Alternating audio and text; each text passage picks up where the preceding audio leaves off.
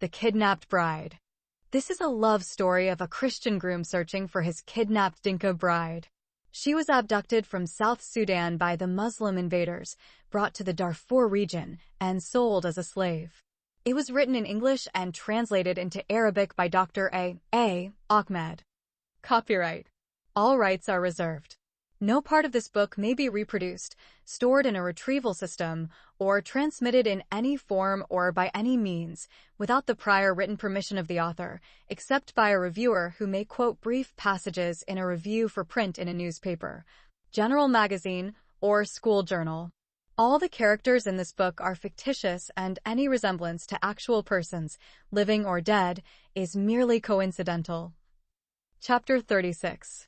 Eating the forbidden apple from the tree of knowledge of good and evil. So far, no one has been paid for his dangerous work in this bloody struggle between sheep and wolves, except one lucky man of Baramulo, our brother Tia. On the day he received 1 billion Sudanese pounds in cash from the two lovers Malwal and Olivia, he quit his disgusting job, abandoned his tomb-like hut, and left the city where he was isolated and treated as an outcast, a subhuman, a criminal, and a worthless, despicable black slave. He traveled to his promised land flowing with milk and honey in the eastern region of Sudan, the beautiful city of Kassala. For him, it is better than any city in a Western country, full of easy money and lasting happiness. Unbelievably, our brother Tia has abandoned his name, which was stigmatized by crime and shame. When someone on the train asked him what his name was, he said his name was Abdullah Mira. Abdullah was the name of the judge who gave him his name as Tia before sending him to the death concentration camp called the Central Shala prison, and Myra was the foreman of Baramulo men, the tractor driver of the night train attached to a trailer that was always filled with disgusting human excrement and urine. According to Mr. Tia's limited understanding of life, these two citizens are the strongest human beings he has ever met. The first can send people to prison for life or to the gallows to be hanged to death, and the second can fire people from work or incite other workers to beat and kill him. In any case, the newborn man Abdullah Mera arrived in the bright city of Kassala after a 4-day train journey from the remotest city in West Darfur province to his new paradise in the eastern region of Sudan. The first thing our dear brother, Mr. Abdullah Mira, did in the beautiful city of Kassala was to rent a modest place and open a home restaurant. In his restaurant, he specialized in cooking what drunkards in Sudan call the smiley, meaning the smiling face of a slaughtered animal. It is the cooked head of a sheep or goat. Throughout Sudan, drunkards love nothing more than to eat the heads, legs, and ears of sheep and goat. The heads, ears, and legs are cooked like roasted meat, and soup is prepared from the legs, which is called trotters or kawarie. Within a few months, Mr. Mera's restaurant became famous, and our beloved brother Abdullah achieved good fortune. Abdullah Mera's dream soon came true. He married a beautiful, poor Eritrean refugee girl from Wad Sharifi refugee camp on the outskirts of Kassala, and he had sons and daughters with her. The happy-go-lucky Eritrean refugee girl who married him is known as Ababa bint Asmara, which means daughter of the beautiful flower from the city of Asmara, the capital of Eritrea. Their children all went to school, and none of them inherited the disgusting, abhorring former Baramulo profession of their father, who was an outcast, a prison jumper, and a man who had lost his shadow. This is the successful conclusion for the former outcast Baramulo man, our brother Tia, who became the owner of a large and famous restaurant, changed his name to Abdullah Mera, and married Zara bint Asmara. But when the Dinka lover Malwal and his Azanda beloved Olivia met again in the city of El Fasher and revealed to each other the results of their research, they found themselves facing a new problem. What's next? Malwal is the one who begins to doubt the existence of his missing bride. He concluded that Ayan most likely died with her family on that fateful day. The Azanda girl, Olivia, reluctantly accepted his conclusion.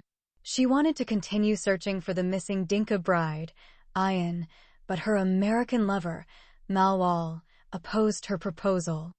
"What's our next step?" asked the pretty girl Olivia. Malwal answered as he gathered his personal belongings into his small bag. We have to leave this cursed city and go somewhere else in South Sudan. What about your trip to the United States? Olivia has difficulty communicating. She continued, you should go home. Malwal's hands are still busy arranging his luggage. And what about you, my dear Olivia? Where are you going? I am a free girl, like a bird in the sky. I can fly anywhere, land, build my nest, and rest. Olivia said those words while trying to smile. And who is the lucky bird who will share this nest with you and enjoy your love forever? Malwal realized that this question mattered greatly to him. God knows, Olivia said sheepishly, looking at him from under lowered eyelashes. Malwal had a gleam in his eyes and stared at her for a few moments. Finally, he said, remember, you told me one day in the jungle that God created an Adam for every Eve. Olivia found herself trapped by her own words. She covered her beautiful eyes with long fingers and laughed. She asked while still laughing, who is this Adam? His name is Malwal, my friend Olivia. Then the tall, handsome Dinka boy approached his beautiful Azanda girlfriend and extended his hand, begging her to be accepted as her life partner while on his knees. Yes, Olivia, you have become my everything. I didn't know what love really was until I met you in the woods. Oh, Malwal, breathed Olivia, still covering her face with her hands, you are a married man. How can I think of marrying you when we are not yet sure whether your missing Dinka bride, Ayan, is alive or dead? Malwal spoke sweetly and his heart was full of love. We did what we could do. There is nothing else left for us to do in this country to the evil Arab Muslim jinn. The lover wished his beloved would look at him before answering his question. As if she heard his thoughts, Olivia opened her eyes, looked directly at him, and asked, what would we do if one day we found out that your kidnapped Dinka bride, Ayan, was still alive? She said this with her big, beautiful eyes full of unshed tears. Olivia, we are in love, and there is nothing that can stop us from being together as husband and wife. Then the Dinka boy extended the Azanda girl's right hand and caressed it with both his thumbs. Olivia lifted Malwal's chin with her other hand. You did not answer my question. I don't have an answer to your question. Malwal felt like he might explode, full of joy, right? I don't have an answer except my deep love for you. Olivia spoke softly, almost touching Malwal's face with hers. I love you, Olivia, Malwal said and pressed his lips to hers. To cut a long story short, the intimate lovers Malwal and Olivia were married a week later. They spent their first wedding night in one of the beautiful hotels in El Fasher city before traveling to another place to spend their honeymoon. Olivia's lifelong dream is to see the famous and picturesque Jebel Mara. Her Arab Muslim friend, who was killed by rebels in the south, planted this dream in her heart before he died in the Islamic jihadist war in the city of Torit. It was her Dinka Christian friend, Malwal, who came from America to fulfill this dream. What happened between the two lovers on their first wedding night is beyond description. The two thirsty souls were able to drink from the spring of their love, and their thirst was quenched.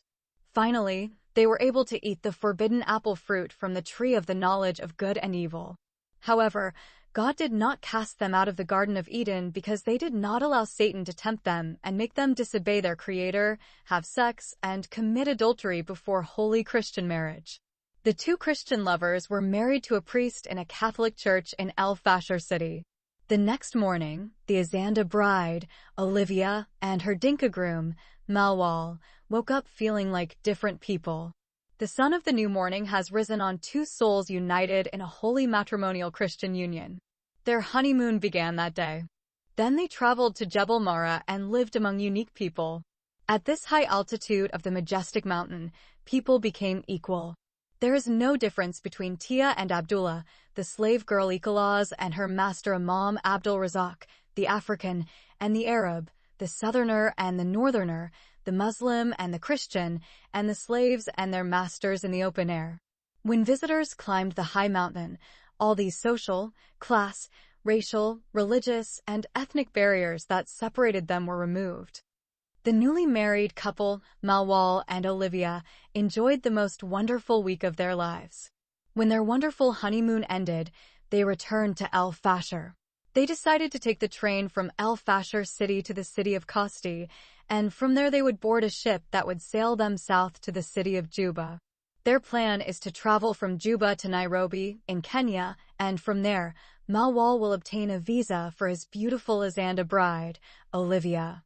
And they will travel together to their new residence in the United States of America and live happily ever after.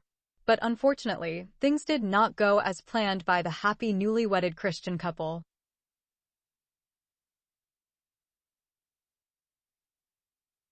Chapter 37. The beginning of the trial of the African slave girl and her Arab master. After their return to the city of El Fasher from the wonderful honeymoon they spent in Jebel Mara, which represents the most beautiful tourist area in Sudan, the newlyweds remembered the case of the enslaved Dinka girl, Ikhlas, and decided to attend her trial before resuming their happy journey to South Sudan and Kenya, and from there flying to the New World and settling in America. It was the Azanda bride, Olivia, who insisted that they attend the trial of the adulterous imam who enslaved, impregnated a southern girl, and fathered an illegitimate daughter without marrying her. They decided to appoint a lawyer to defend the so-called Jaria, or female slave, before the criminal court.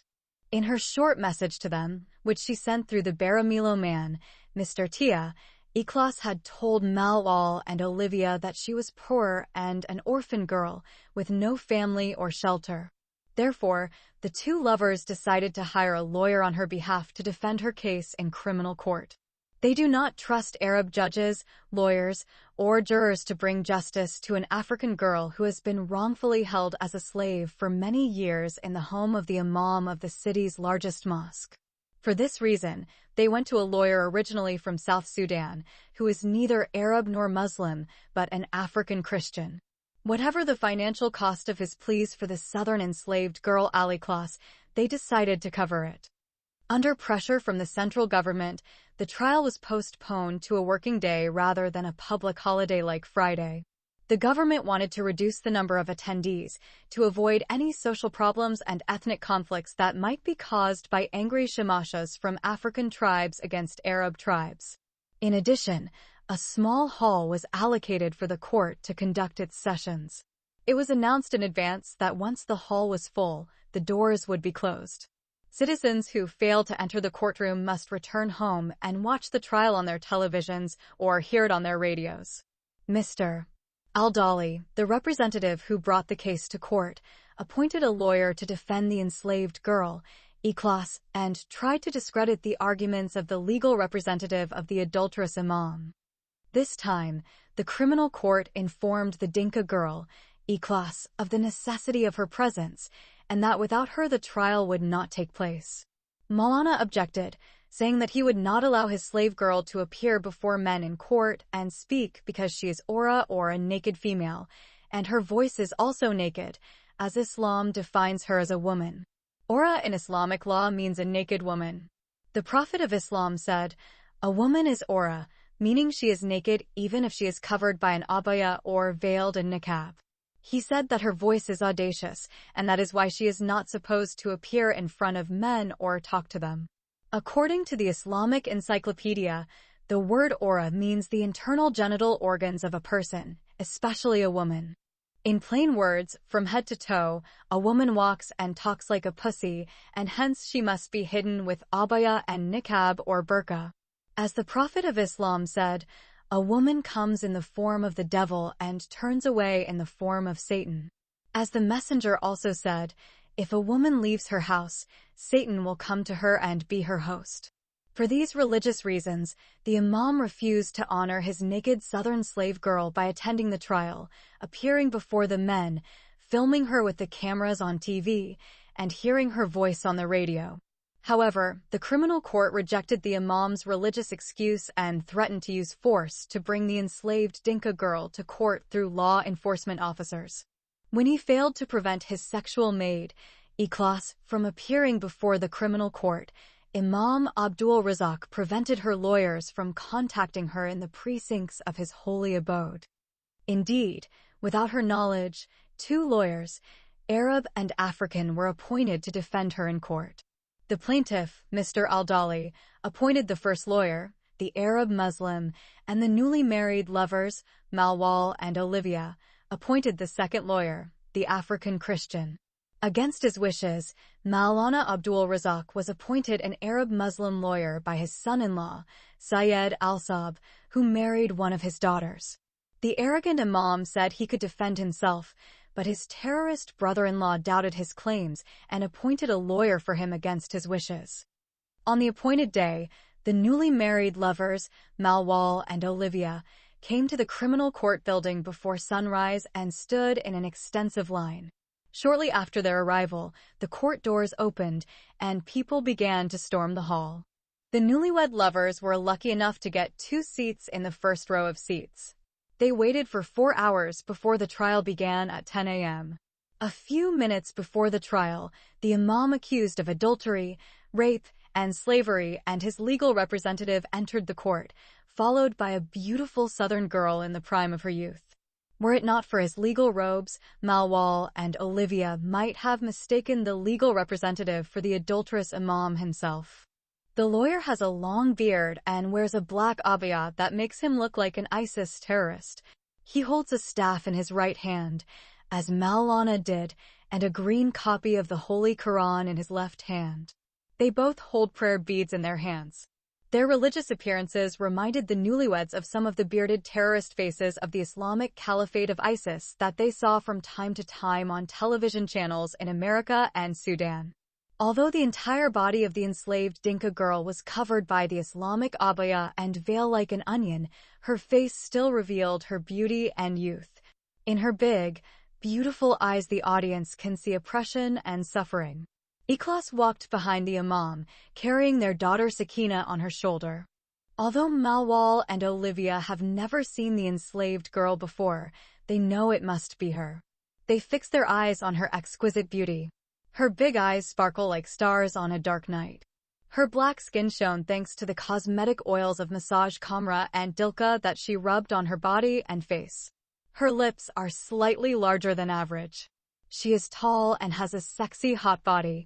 Although her body is covered by the Islamic abaya, hijab, and Sudanese sari, they can see the shape of her large buttocks and extremely high breasts.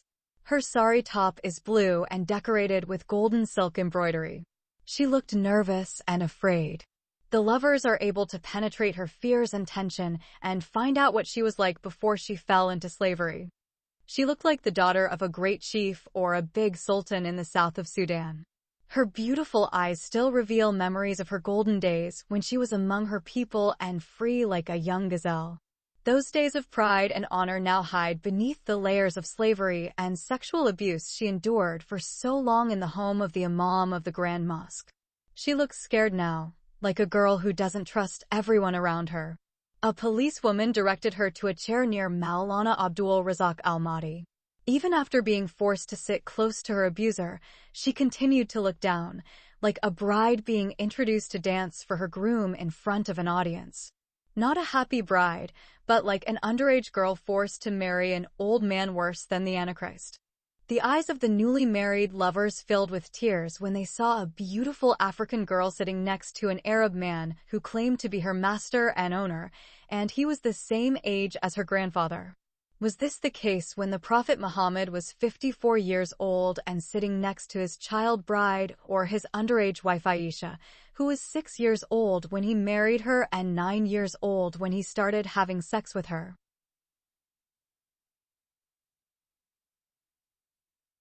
Chapter 38. Applying Islamic Tawqiyah in the criminal court in a Muslim country. The slavery trial began with the reading of a summary of the formal accusation in the case filed against the suspect, Maulana Abdul Razak Al-Mahdi, the Imam of the Grand Mosque. The lawsuit mentioned the same charges that Mr. Al-Dali had previously filed before the Sharia court against the adulterous Imam, Abdul Razak Al-Mahdi. Everything read in the summary is information known to the public. The criminal judge then asked the Imam's lawyer to present his defense. Everyone in the court was surprised when they saw the large green file that the lawyer took out of his briefcase, which looked like a container's briefcase to everyone present. The file appears larger than the book of the Holy Quran, which the Imam still holds in his hand. The public worried that the lawyer might read the entire massive file. They may prefer to hear the entire Holy Quran recited instead of having that huge file read to them in the courtroom. Then the lawyer came forward and stood between the jury and the audience. Before opening his green file, the lawyer thanked God Almighty, the Holy Prophet Muhammad, his blessed companions, the 4 rightly guided caliphs who ruled after the alleged messenger of God had died, and all the descendants of the leaders of Islam and the scholars and Muslims who followed them in the long history of Islam. Then he opened his huge file, his big mouth, and began to read aloud to the court. Your Honor, the judge, your respectable jurymen, and all who follow the guidance of the light of Islam here. I have many things to read to you today, but before that I would like to ask God Almighty and His infallible messenger, our noble Prophet Muhammad, to make everything I say clear and understandable. My Lord, expand my breast for me, and make my affairs easy for me, and loosen a knot from my tongue, so that they may understand my speech. I know that many people in this court have little knowledge of the laws of this Muslim country. I thank God that most of the distinguished attendees in this hall are Muslims and understand their beautiful religion, Islam, which is the religion of peace. I have no doubt that the presiding judge and the jurymen are well-versed in the Holy Quran, the hadiths of the Prophet, Islamic Sharia, and the laws of this country. The lawyer stopped, went towards the judge, took the cup of water, which had been placed in front of His Honor, and took a quick sip from it. He thanked God and His messenger again, then went back to his first place. The whole audience continued to look at His Excellency, waiting to see if the lawyer was supposed to drink from the same cup from which His Majesty had drunk a few minutes before. When no sign of annoyance appeared on his face, the audience turned their attention to the intrusive lawyer. The story of the blessed Imam of the largest mosque in the city, Maulana Abdulrazak Wad Al-Mahdi, opposite this young Dinka woman named Ikhlas, seems to everyone who heard it like a story from the past, which we learned in ancient history books or studied in Islamic religious lessons in schools when we were students. None of us would have expected before today that such a story would involve real people. Well, it happened, and the people involved in this current story are here, sitting among us in this courtroom. The lawyer waved towards the area where the adulterous Imam and his slave girl, Ikhlas, were sitting. Stories like these, which we read in school, were not judged to be illegal, immoral, or criminal acts that should be punished. Why did we not condemn such a practice? Because it is permissible in Islam and the heavenly religions before it, Judaism and Christianity, for a man to sleep with his female slaves without marrying them. Islam does not forbid a Muslim man to have intercourse with slave girls of the right-hand possession, no matter how many they are. Our infallible Prophet, Muhammad, the master of creation and the last messenger of Allah, and sent as a mercy to the worlds, did this with his slave girls. His venerable companions and their rightly guided caliphs did it, and Muslim men did it until the 20th century. For this reason, the Sharia court was unable to convict my client Al-Imam Al-Fadil. If they had condemned him, they would have first condemned the Prophet of Islam himself, who began this blessed sunnah when he slept with his Christian maid, Maria the Copt, without marrying her. The judge had to interrupt this long religious speech by leaning forward, rapping his gavel on the table, and saying, "Could you please make it brief and get straight to the main issue? Please remember that in this criminal court, we do not judge the suspect according to what the Holy Quran said or what the infallible Prophet did, but we follow Sudanese law, and anyone who violates this law will be tried accordingly." The lawyer and his client were anticipating such a confrontation and were therefore well prepared for it in advance. The lawyer said with a big smile on his face, Well, I knew that eventually the court would raise the issue of Sudanese secular law versus Islamic Sharia law. My client and I know that in this secular court, Sharia law has no influence. We also know that this court follows Sudanese law derived from British law, Indian law, and some ancient African norms and customs that existed before Islam invaded this land. Therefore, I would be a fool to accept a case that I cannot defend in this secular criminal court. I'll be brief and get straight back to the main question. First, what the lawsuit against the defendant stated is false. It is not true that the Imam of the largest mosque in the city, Maulana Abdulrazak al-Mahdi, who is the grandson of the awaited Mahdi of God, Muhammad Ahmed al-Mahdi, the righteous and pious man, made the southern girl Ikhlas pregnant outside the sanctity of the bond of Islamic marriage, which is permissible according to the Book of God, the Quran, and the Sunnah of his noble messenger, our Master Muhammad, the best prayers and peace be upon him. She was his legal wife when he slept with her, and she is his spouse to this moment. The judge put down his gavel and waited for the lawyer to explain his shocking new statement. Some people in the audience raised their bodies a few inches above their seats and shook themselves to make sure what they were seeing and hearing was real. The lawyer continued in a loud voice, "This girl, who was a Christian from the Dinka tribe, has a father named Mr. Majok Deng. He is also a Southern Christian, but he converted to Islam at the feet of Maulana Abdulrazak. This daughter was called Susan when she lived with her father and her Christian family. Mr. Majok Deng's daughter also converted to Islam along with her father. After converting from Christianity to Islam, both father and daughter changed their first Christian names to the Islamic names Abdullah and Ikhlas. Mr.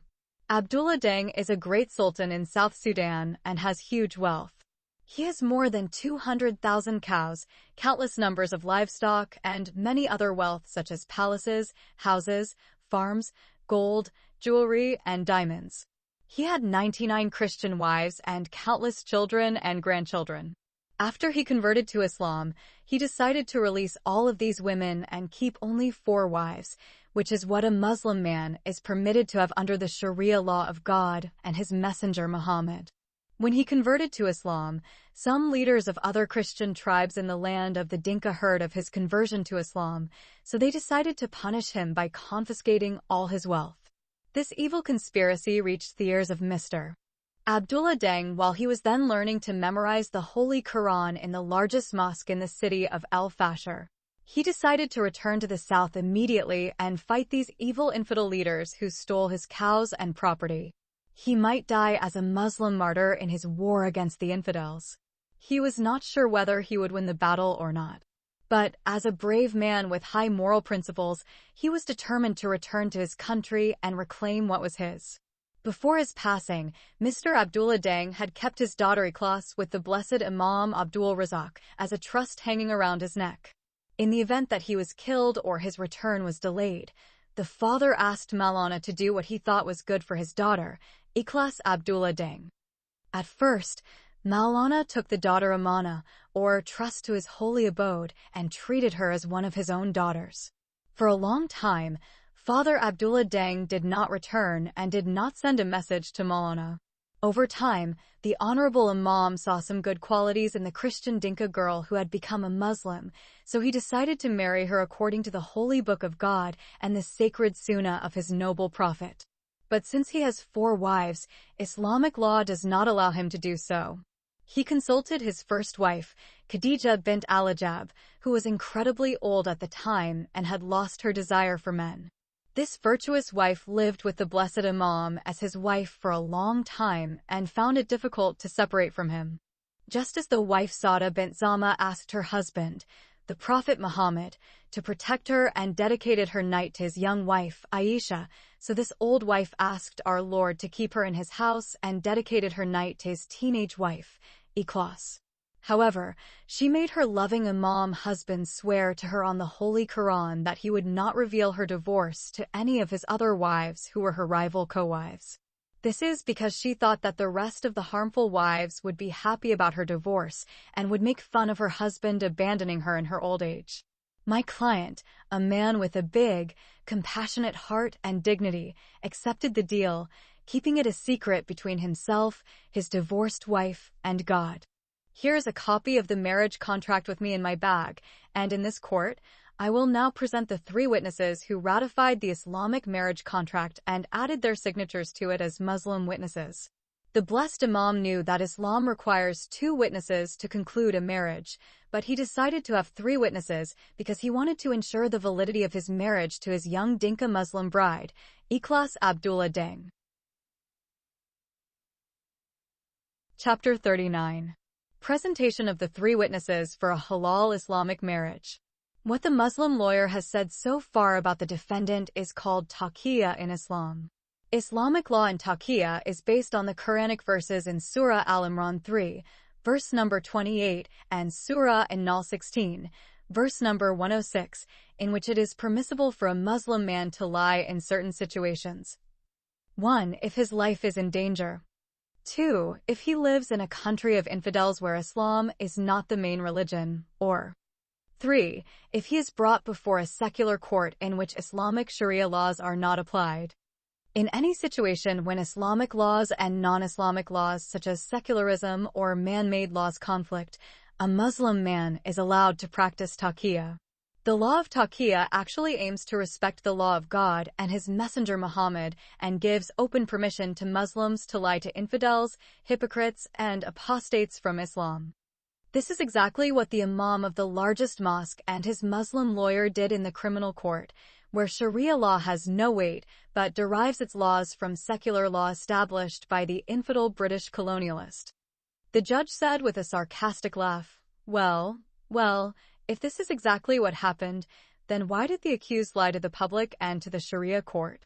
Is it because he wanted to honor and reward his first wife for her loyalty and extended stay with him? That's one reason, but it's not the main reason, the lawyer said, raising his hand as if he were in a classroom. He kept his hand in the air for a long time and looked around to make sure every pair of eyes were focused on him.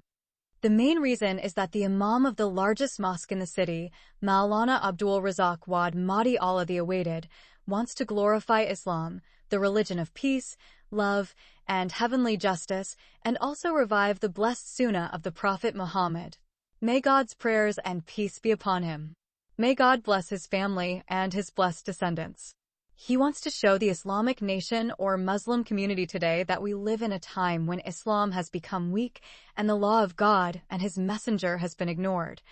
While the man-made laws of the Western infidels and Hindu polytheists were invented by non-Muslims and brought to Sudan by the European British in this Muslim country, those secular laws of infidels and atheists still govern Muslims to this day. And he wants to stop. The judge shouted, raising his right hand and closing his eyes. Please stop. If you want to finish your religious sermon, please go to the Grand Mosque. The court must verify what you said regarding the marriage contract between the accused Imam Abdul Razak Al-Mahdi and the girl Ikhlas Abdullah Deng. The judge waited a while before lowering his hand and opening his eyes. When he was sure that the lawyer's voice had been silenced, he continued speaking. The court calls on Mrs. Ikhlas Abdullah Deng to come forward and confirm or deny what was said about her alleged marriage to Maulana Abdul Razak. When the girl, Ikhlas, stood up, calm prevailed in the court. One only hears the noise of flies moving from one person to another. Meanwhile, the southern Dinka girl shivered and sweated as she stood before the judge and jury. She was unable to open her mouth to speak until the judge led her into a short question and answer session. Did you know that you were legally married to Imam Abdul Razak before he slept with you? The girl, Ikhlas, said in a deep voice, Yes, I knew that. The judge repeated the question again and asked her to answer it louder. When she answered in the affirmative, he asked her another question.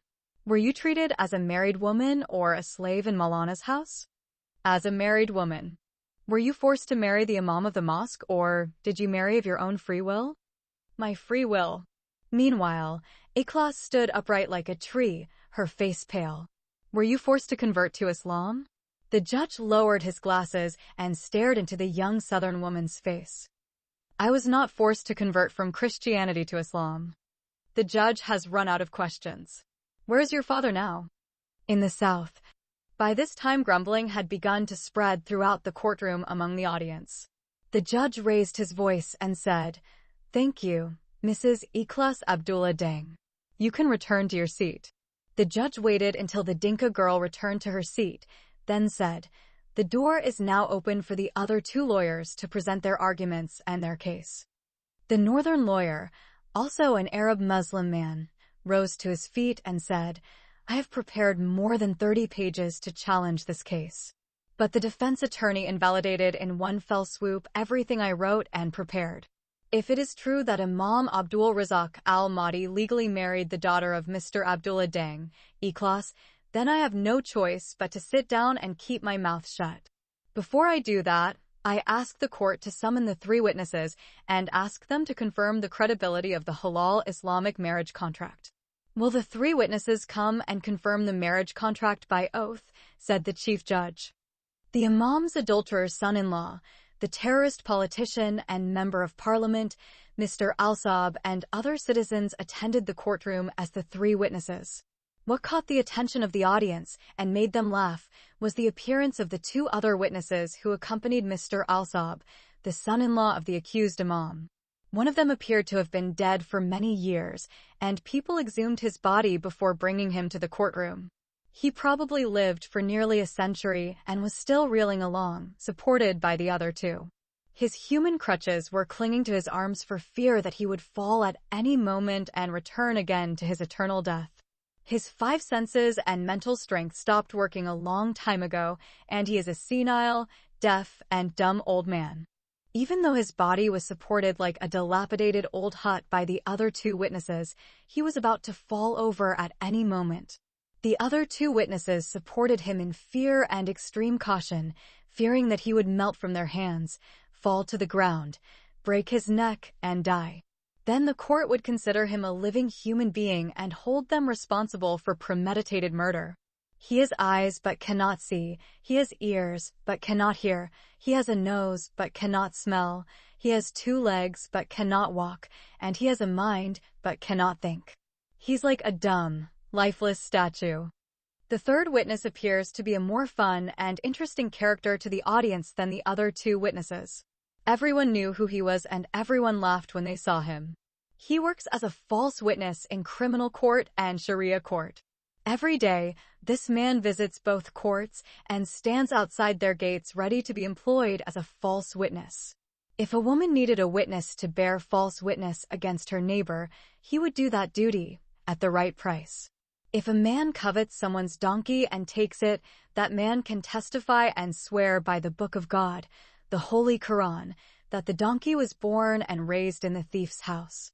These 3 false witnesses placed their right hands on the Holy Quran and testified to the validity of the marriage contract.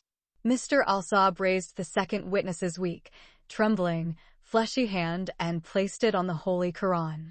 Then someone shouted on his deaf ear, "Did you witness the marriage of Imam Abd al-Razak al-Mahdi and the daughter of Abdullah Deng, Ikhlas?" He made a gesture with his large, bald, square head, and the court deemed it approving.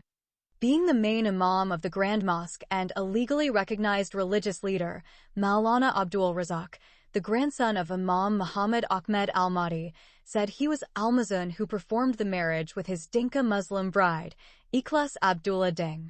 He also claimed that he was her legal guardian and married her to himself because her father most likely died as a martyr in his war against the immoral infidel Christians in southern Sudan. In other words, the imam became 3 in 1, the groom, his bride's guardian, and the official mazun of the legal, permissible halal Islamic marriage between the groom and the bride. Chapter 40. Incredible pieces of evidence. When the 3 false witnesses confirmed the sham marriage contract, the northern Muslim lawyer sat down and kept his mouth shut as he promised. The judge then called the southern Christian lawyer and asked him to submit his objections, if he had any. When the southern lawyer stands, the audience is dazzled by his appearance. He is 7 feet tall but weighs less than 40 kilograms. He looks like a walking skeleton, wearing a black suit and a thin white tie hanging around his neck like a noose. He has no stomach or buttocks and carries most of his weight on his long legs. At first, the audience mistakenly thought he was walking on stilts in a parade like those who use long sticks and walk on them at the festival. In 2 steps he reached the judge's table. Another step might have brought him behind the jurors. He turned, faced the crowd, and stood empty-handed in front of the court. He carries nothing with him except his long hands. He must have spent most of his life researching university books while studying at the College of Law, because his eyes are covered by 2 large, heavy glasses, each one like the bottom of a cup. Instead of speaking, he smiled. The surprise of his smile made the audience laugh. Then he extended his long arms, brought his hands together, and began to clap. The audience is confused, and some of them applaud him without knowing why they are applauding. Like a train slowly starting to move at a steadily increasing speed, the applause grew in volume until it nearly deafened the judge. His Majesty hit his table with gravel several times to restore order. As soon as silence prevailed, the judge addressed the Southern lawyer. "Can you explain to us, my honorable sir, the reason for your happiness?" The Southern lawyer said with a smile, "Because, Your Honor, I have nothing to say after I heard the new developments in the case. So, I decided to keep my mouth shut and keep those buttocks glued to my chair." While he was saying these words, he put his hands on his buttocks. The audience laughed for no reason other than his obvious absence of buttocks. But, he said, then stopped and pointed to his ear with one finger, indicating that his audience, the judge, and the jury members needed to listen carefully to what he had to say. But, the Christian lawyer repeated again, "The beautiful Azanda girl sitting over there." Then he pointed the same finger at Olivia, who felt the looks of each pair of eyes on her, felt embarrassed, and looked down. When he whispered a secret into this ear, he put his finger into his left ear again to show the portal through which the secret passed from Olivia's pretty lips to his little ear.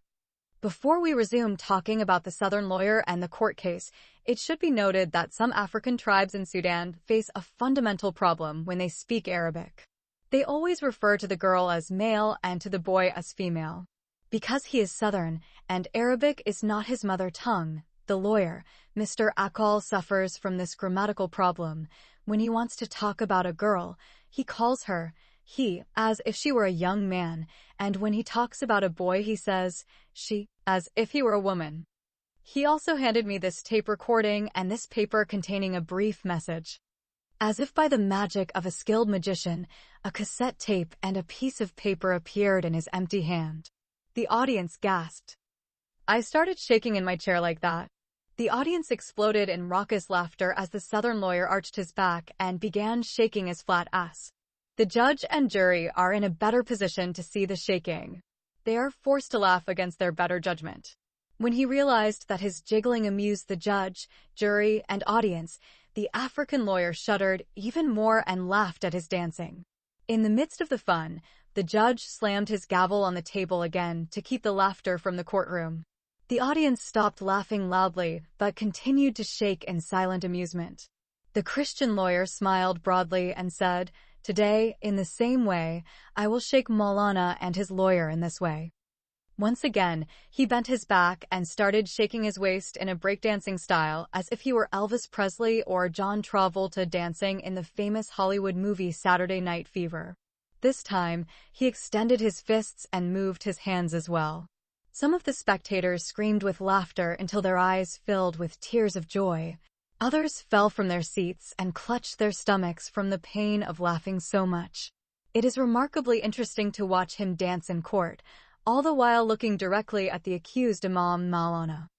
"Lawyer Mr. Akal, please get straight to the point," the judge shouted, still laughing. The judge has to shout his request several times before Mr. Akal stops the breakdancing. The Southern lawyer, who had been moving like a famous dancer, suddenly fell silent and stood still like a statue. His face hardened with anger and determination. Raising his hand, Mr. Akal said, "If this girl had a father named Mr. Abdullah Deng, he would not have written this letter to Mr. Malwal and his wife Olivia and recorded the same letter in his voice on this cassette." The two pieces of evidence appeared on his hands like banners. The audience was not confused about the form of his male and female exchange, such as he into her and she into him, because most of the African tribes in Sudan speak Arabic in this way. For the remainder of the trial, these errors must be corrected to avoid confusion. We will act as grammar checkers in typing on the computer and reverse the order of the feminine and masculine. Mr. Akal waited until he was sure everyone had seen the cassette and the paper. He then moved forward to stand near the enslaved Dinka girl and her alleged master, Imam Abdul Razak al-Mahdi, before continuing his speech. "I will only quote and cite what Ikhlas wrote in her letter and also recorded in her cassette to Mr. Malwal and his wife, Mrs. Olivia, I am an orphan girl. The Arab Muslim Janjaweed killed my father, 2 brothers, and my little sister before my eyes in South Sudan. They kidnapped me from my village and forcibly brought me to this western region. I have no home, no family, no relatives, or anyone else alive in Sudan to take care of me. The Christian lawyer, Mr. Akal, continued in a loud voice. Now, if this girl had a father alive, she would not call herself an orphan girl.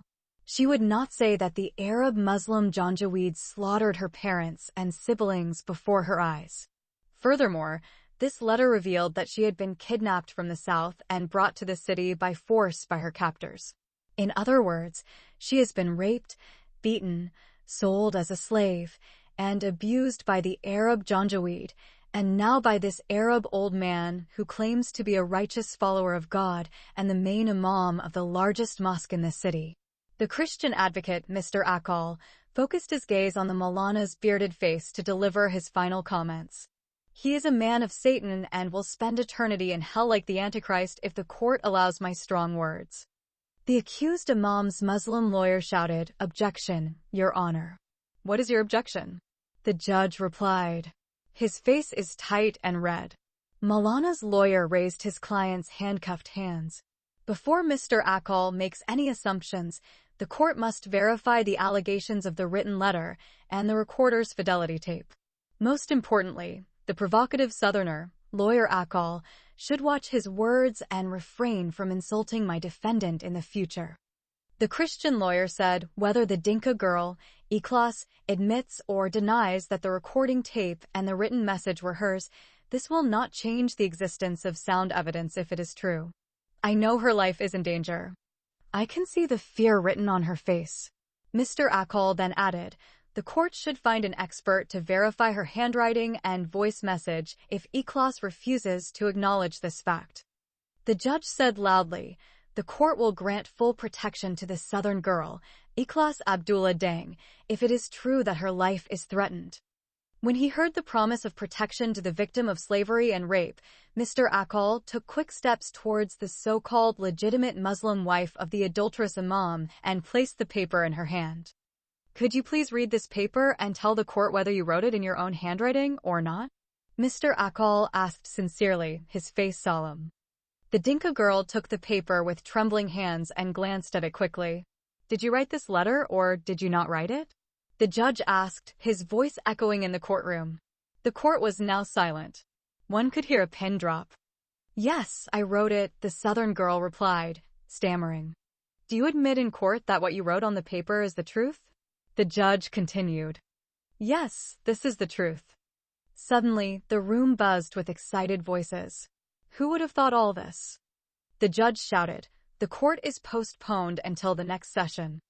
Maulana's Muslim defense lawyer shouted, wait a minute, guys, and before the judge gave him permission, he said, can Ikhlas tell the court why she lied to the court in her first testimony? Everyone looked at the Dinka girl to hear her explanation. She burst into tears, put her hands over her mouth, frowned, and shook her head to object to the embarrassing question. The judge took up his gavel and looked for a moment as if he might throw it at the stupid defense attorney, but instead, he slammed the table and shouted, I said, court is adjourned. No further questions or objections may be raised until the next hearing.